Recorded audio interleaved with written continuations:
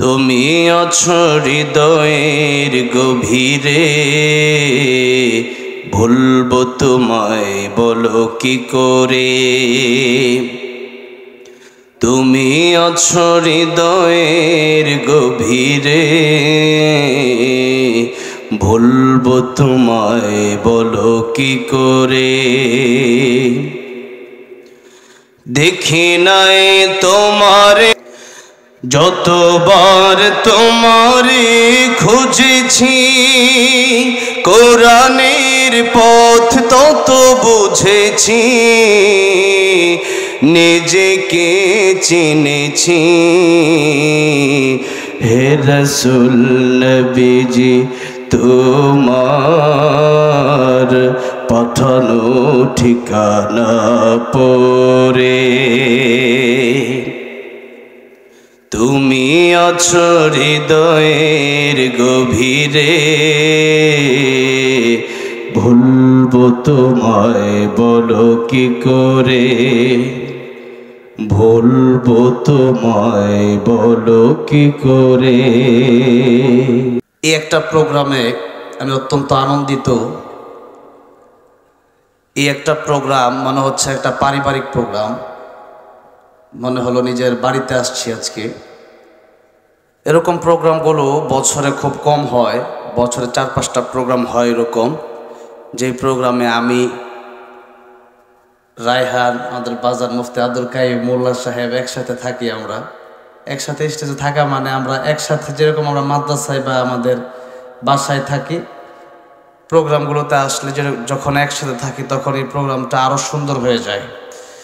তো আপনারা আজকে ভাগ্যবান যে বিশ্বজয়ী হাফেজ এবং বিশ্বজয়ী হাফেজের উস্তাদ, বিশ্বজয়ী হাফেজ গড়ার কারিগর যারা আছেন, তাদের মধ্যে বাংলাদেশের অন্যতম একজন কারিগর যিনি, তিনি আমার বাম পাশে বসা আছেন। আমরা সেজন্য আমি নিজেও ভাগ্যবান, যেহেতু গাজীপুর জেলায় উনি এসেছেন। আজকের প্রোগ্রামটা মূলত সাধারণত অন্য প্রোগ্রামের মতো নেওয়া হয় নাই, বরং আজকের প্রোগ্রামটা আমাদেরকে আপনাদের এই বাড়ির জাকারিয়া ভাই, তিনি আমাদেরকে অত্যন্ত ভালোবাসেন, মহব্বত করেন আল্লাহর কোরআনের জন্য। আমাদেরকে আমেরিকাতে দাওয়াত করেছেন এই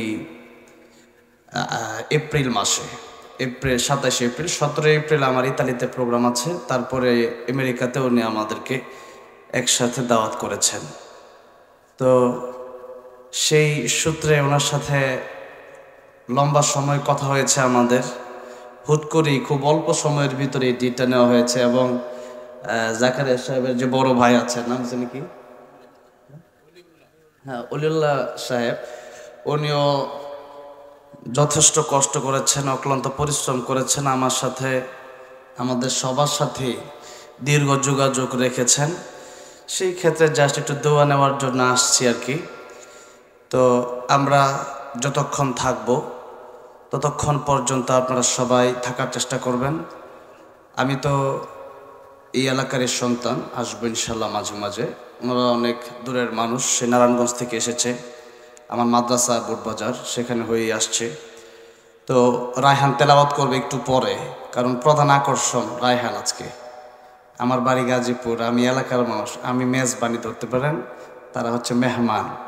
সেজন্য আপনারা একটু ধৈর্যের সাথে বসেন, আশা করি অনেক ভালো একটা প্রশান্তি, একটা তৃপ্তি নিয়ে আজকে বাড়িতে যেতে পারবেন ইনশাআল্লাহ।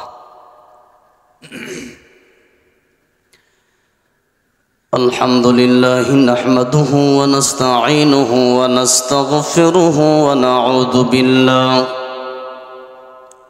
ونعوذ بالله من شرور أنفسنا ومن سيئات أعمالنا. من يهده الله فلا مضل له ومن يضلله فلا هادي له. ونشهد أن لا إله إلا الله وحده لا شريك له. ونشهد أن سيدنا وحبيبنا ومولانا محمدا عبده ورسوله الذي أرسله بالحق بشيرا ونذيرا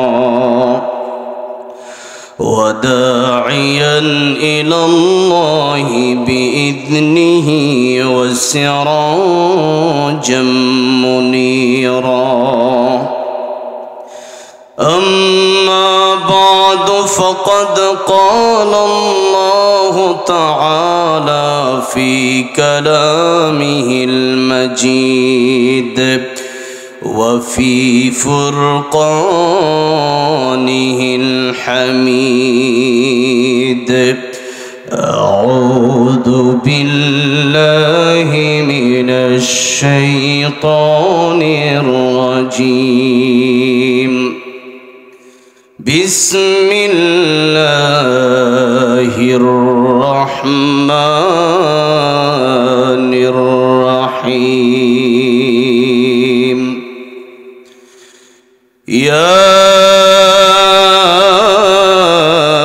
أيها الذين آمنوا اذكروا الله ذكرا كثيرا وسبحوه بكرة وأصيلا.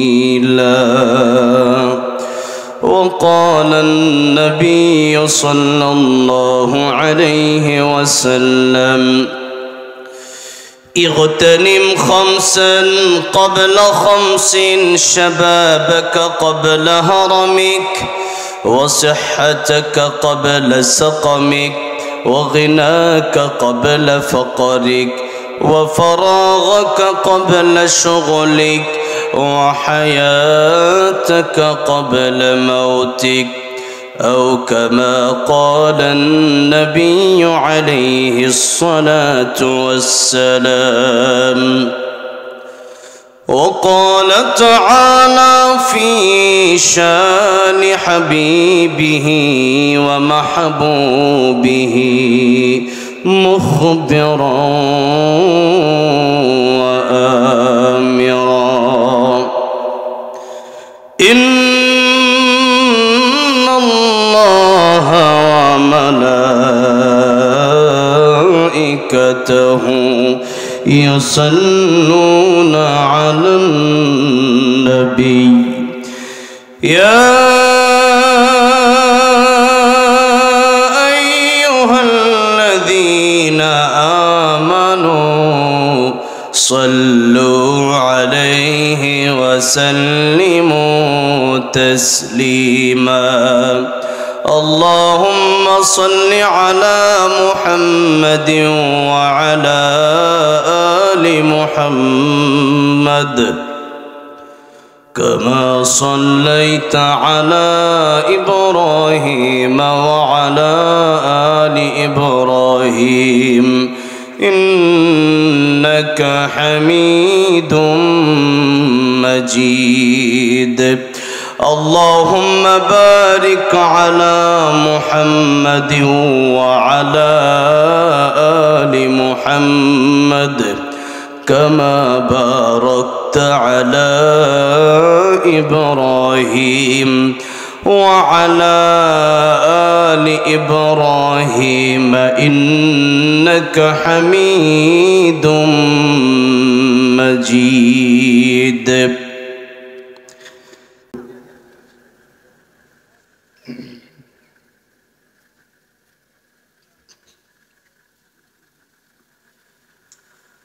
গাজীপুর জেলার কালীগঞ্জ থানার বড়গাঁও দক্ষিণপাড়া মরহুম হাজী ইউনুস আলী সাহেবের বাড়ি জামে মসজিদের উদ্যোগে আয়োজিত আজ 15 জানুয়ারি 2025 ওয়াজ ও দোয়ার মাহফিলের সম্মানিত শ্রদ্ধাভাজন সভাপতি আলহাজ হযরত মাওলানা মমতাজ উদ্দিন সাহেব হাফিজাহুল্লাহ, আল্লাহ ওনার হায়াত দারাজ করে দেন, পড়েন আমিন। আজকের মাহফিলের প্রধান আকর্ষণ সারা বিশ্বে আলোড়ন সৃষ্টিকারী বিশ্বজি হাফিজ কোরআনদের উস্তাদ, বাংলাদেশের একজন উজ্জ্বল নক্ষত্র, আন্তর্জাতিক কারি হযরত মাওলানা মুফতি আব্দুল কাইয়ুমুল্লাহ হাফিজাহুল্লাহ এবং এসেছেন বিশ্বজি কারি ও শিল্পী হাফেজ আবু রায়হান। কথা বলেছেন হযরত মাওলানা হাফেজ রুহুল আমিন গাজীপুরি হাফিজাহুল্লাহ ও অন্যান্য উলামায়ে কেরামগণ। বিকেল থেকেই এই সুন্দর জান্নাতি বাগানে অনেকেই কথা বলেছেন। আল্লাহ রাব্বুল আলামিন প্রত্যেকের কোরআন ও সুন্নাহ মোতাবেক কথাগুলো আমাদেরকে আমল করার তৌফিক দান করেন, জোরে বলেন আমিন। বিশেষ করে ধন্যবাদ জানাচ্ছি জাযাকুমুল্লাহু খায়রান প্রিয় জাকারিয়া ভাই, আমেরিকা প্রবাসী, ও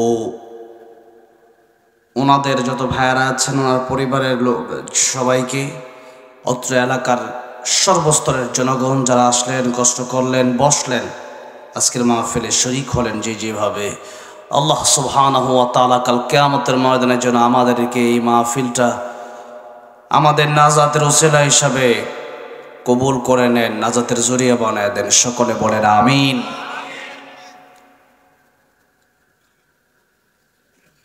আল্লাহ সুবহান মহিয়ান গরিয়ান রব্বুল ইজ্জত ওয়াল জালালের আলিশান দরবার হৃদয়ের গভীর থেকে শুকর আদায় করছি যে মহান রব্বুল ইজ্জত ওয়াল জালাল আমাদেরকে অত্যন্ত দয়া করে, মায়া করে, ভালোবেসে আমাদেরকে সুন্দর একটি সমাজ উপহার দিয়েছেন, স্বৈরাচার মুক্ত একটি দেশ উপহার দিয়েছেন। আল্লাহ রাব্বুল আলামিন আমাদেরকে আশরাফুল মাখলুকাত বানিয়েছেন, শ্রেষ্ঠ নবীর শ্রেষ্ঠ উম্মত বানিয়েছেন, শ্রেষ্ঠ গ্রন্থ কোরআন শরীফ আমাদেরকে নিয়ামত হিসাবে দান করেছেন। আজ এই পর্যন্ত হায়াত আল্লাহ রাব্বুল আলামিন আমাদেরকে দিলেন বিধায় মাহফিলটাতে আমরা উপস্থিত হতে পারলাম। আমাদের চেয়ে বয়সে কম অনেক মানুষ পৃথিবী থেকে চলে গেছে, এরকম ঘটনা আছে না নাই? কম না বেশি? বেশি। সুতরাং জীবনের গ্যারান্টি কেউ দিতে পারবে না। তাই এই মুহূর্ত পর্যন্ত যেহেতু আল্লাহ সুবহানাহু ওয়া তাআলা আমাদেরকে এনেছেন, এই জান্নাতের বাগানে বসার তৌফিক দিয়েছেন, এটা আমার আল্লাহরই ক্ষমতা, আমাদের কারো ব্যক্তিগত ক্ষমতা নয়। তাই আসুন আলোচনা শুরুতেই সেই মহান রব্বুল ইজ্জত ওয়াল জালালের আলিশান দরবারে হৃদয়ের আবেগ অনুভূতি উজাড় করে প্রাণ খুলে আল্লাহর প্রেমে মাতোয়ারা হয়ে একযোগে জবান ছেড়ে দিয়ে সকলেই পড়ছি আলহামদুলিল্লাহ। মাশাআল্লাহ, যেরকম আওয়াজ চেয়েছিলাম মোটামুটি পাইছি। যদি আরেকটু ভালো হইতো তাহলে শয়তানগুলো আরেকটু দূরে যাইতো, ঠিক না? তাহলে একটু জোরে শুনে আল্লামা সাইদুর রহমতুল্লাহ আলাইহি বলেছিলেন, বিড়ালের মতো 500 বছর বেঁচে থাকার কোনো লাভ নাই, সিংহের মতো আমরা 1 ঘন্টা বাঁচতে চাই, ঠিক না? ঠিক। হ্যাঁ, সেরকম আওয়াজ দিবেন। আপনারা গাজী, আমরা গাজীপুরের মানুষ, আমরা গাজী, সেরকম আওয়াজ দিবেন। জোরে বলি আল্লাহু আকবার কাবীরা, আলহামদুলিল্লাহি হামদান কাসীরা, সুবহানাল্লাহি বুকরাতাও ওয়াসিলা। পড়েন আল্লাহুম্মা বারিক লানা ফি রজব ওয়া শাবান ওয়া বাল্লিগনা রমাদান। লম্বা সময় আলোচনা করার জন্য বসি নাই, অল্প সময় কথা বলবো। যেহেতু আমরা সাধারণত একসাথে মাহফিলে গেলে আমরা একসাথে স্টেজে উঠি, তো সেই ক্ষেত্রে আমাদের প্রিয় উস্তাদ মুফতি আব্দুল কাইয়ুমুল্লাহ সাহেবকে এবং রায়হানকে বসায় রেখে দীর্ঘ সময় আলোচনা করতে মন বলে না, যার কারণে লম্বা সময় করব না। যতক্ষণ আলোচনা করব ততক্ষণ যেন আল্লাহ রাব্বুল আলামিন কিছু হলেও কোরআন থেকে সুন্নাহ থেকে আমাদেরকে ইখলাসের নিয়তে কথা বলা এবং আপনাদের সকলকে আমলের নিয়তে শোনার তৌফিক দান করেন, জোরে বলেন আমিন। এই যে মাস চলছে, কি মাস এটা? রজব। আর কি আর আছে না? আর বলে শাবান, বলে জানুয়ারি, হ্যাঁ। আর কি? হ্যাঁ, পৌষ মাস না মাঘ মাস? আজকে 1 তারিখ। মাশাআল্লাহ। এই যে আমাদের কিছু পরিচয় আছে। ইংলিশ আমরা জানি, ইংলিশ আমাদের প্রয়োজন, তবে ততটুকু যতটুকু দরকার, তার চেয়ে বেশি নয়। তবে তার চেয়ে বেশি আমরা বাঙালি, এই দেশ বাংলাদেশ, এই দেশে আমরা জন্মগ্রহণ করেছি, বাংলাদেশি, এটা আমাদের একটা পরিচয়। তবে তার চেয়ে বড় আরেকটা পরিচয় আছে, সেই পরিচয়ের নাম হলো আমরা সবাই মুসলিম। আমরা সবাই কি মুসলিম। কবরে যাওয়ার পরে জিজ্ঞাসা করা হবে না কে বাংলাদেশি, আর কে ইন্ডিয়ান, কে পাকিস্তানি, কে মিডল ইস্টের, কে আমেরিকান, কে ইতালির, কে দুবাইয়ের, এরকম কোনো প্রশ্ন কিন্তু করা হবে না। প্রশ্ন করা হবে যে মান রব্বুকা ওয়া মা দীনুকা ওয়া মান হাদার রাজুল আল্লাযী বুইতা ফীকুম। রবের পরিচয় দাও, রবকে। দিনের পরিচয় দাও, দিন কি? ইসলাম। এরপর রাসূল সাল্লাল্লাহু আলাইহি সাল্লামকে দেখায় বলা হবে চিনো কিনা? যারা রাসূল সাল্লাল্লাহু আলাইহি সাল্লামের আদর্শ মেনেছে তারাই রাসূল সাল্লাল্লাহু আলাইহি সাল্লামকে বলবে হ্যাঁ, উনি তো সেই নবী যেই নবীর আদর্শের জন্য জীবন দেওয়ার জন্য আমরা প্রস্তুত ছিলাম। এই জন্য কবরে যাওয়ার পরে কোন দেশি, এটা আমাদের বড় প্রশ্ন হবে না। সেই দিনের প্রশ্ন হবে রবের পরিচয়, ধর্মের পরিচয়, নবীর পরিচয়। এই 3টা প্রশ্ন হবে। সেজন্য সেই জীবন শুরু হবে আর শেষ হবে না। আর এই জীবন শুরু আছে, শেষও এই দিন নয়, আরো দিন আছে। এই দিন নিয়ে যাবে সেই দিনের কাছে। এই জন্য সেই দিনের কথা আমাদের চিন্তা করতে হবে। রাসূলুল্লাহ সাল্লাল্লাহু আলাইহি সাল্লাম বলেছেন আল কাইয়িসু মান দানা নাফসাহু ওয়া আমিলা লিমা বাদাল মাউত। রাসূল সাল্লাল্লাহু আলাইহি সাল্লাম বলেছেন প্রকৃত জ্ঞানী ওই ব্যক্তি যে ব্যক্তি তার নিজেকে নিয়ে আত্মসমালোচনা করে। কি করে? আত্মসমালোচনা করে, নিজেকে চেনে যে আমার কি ভুল হচ্ছে, আমি নামাজি কিনা, আমি রোজাদার কিনা, আমি আল্লাহর পাগল কিনা, আমি কোরআন শিখলাম কিনা, আমি গীবত করছি কিনা, আমি অন্যায় করছি কিনা, আমি ন্যায় পথে আছি কিনা, আমি ইসলামের উপর অটল বিচল আছি কিনা। এই সমস্ত চিন্তা নিজেকে নিয়ে আগে করতে হবে। আমরা নিজের চিন্তা বেশি করি না, পরের চিন্তা বেশি করি। আমরা পরের চিন্তা বেশি করি। আসবে সামনে কথা যদি আমি বলি, যতটুকু বলবো ততটুকুর ভিতরে আমি বলার চেষ্টা করব। অনেক কথাই ভাইরা বাবাজিরা, এই জন্য নিজের চিন্তা করতে হবে। কারণ আমার কবরে আমি যাব, আপনার কবরে আপনি যাবেন, আমার কবরে অন্য কেউ যাবে না। ভাইরা বাবাজিরা, সেজন্য নবী বলেছেন নিজের চিন্তা করো। আর ওয়ামিল লিমা বাদাল মাউত, পরকালের জন্য সামানা গুছাও, পরকালের জন্য আমল করো। এটাই তুমি, তাহলে বোঝা যাবে তুমি বুদ্ধিমান। আর যদি আমল না করো, শুধু দুনিয়া দুনিয়া দুনিয়া, তাহলে বোঝা যাবে তুমি বোকা। তাহলে আমাদের পরকালের চিন্তা করতে হবে, পরকালের জন্য কিছু আমল আমাদের করতে হবে। আল্লাহ যেন সেই রকম আমল করার তৌফিক আমাদেরকে দান করেন। সকলে বলেন আমিন। ভাইরা বাবাজিরা, এই বাঙালি আমরা, দেশের জন্য অবশ্যই আমাদের ভালোবাসা আছে না নাই? এটাও ঈমানের একটা অংশ। দেশের জন্য যদি কেউ আমাদের দেশের 1 ইঞ্চি মাটিও কেউ কেড়ে নিতে আসে, আমরা তাকে ছাড় দেব না। সে যেই দেশের হোক না কেন, ভারত হতে পারে, আমেরিকা হতে পারে, ইউরোপ হতে পারে, আমার দেশ, অবশ্যই আমাদের দেশের জন্য ভালোবাসা আছে। আমরা কোনো দেশের সাথে আমরা বিরোধ রাখি না। কোনো দেশের সাথে আমরা বিরোধ রাখি, কোনো দেশের সাথে আমাদের কোনো বিরোধিতা নাই। তবে ইসলামের বিরুদ্ধে যারা যাবে, এদের সাথে কোনো আমাদের সম্পর্ক নাই। কোরআন আছে যেখানে আমরা আছি সেখানে, ইসলাম আছে যেখানে আমরা আছি সেখানে। যারাই কথা বলবেন তারাই বুঝে শুনে বলবেন। ইসলামের বিরুদ্ধে কথা বললে আপনি নিজেই থাকবেন না, ইসলাম ঠিকই থাকবে। ঠিক না বে ঠিক?